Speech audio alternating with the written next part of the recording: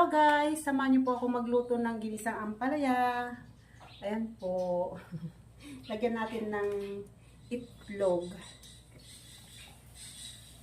Maglalagay muna tayo ng mantika.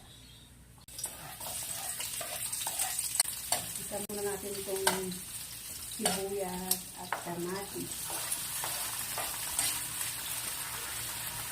Pagkatapos natin igisa ang sibuyas at kamatis, ayan guys, lagyan na natin itong bunga ng ampalaya.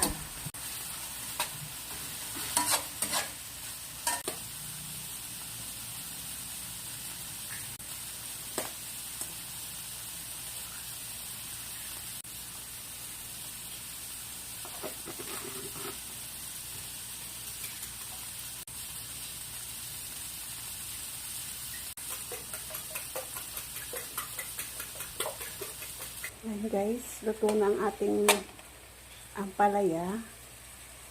Pwede na natin lagyan ng itlog.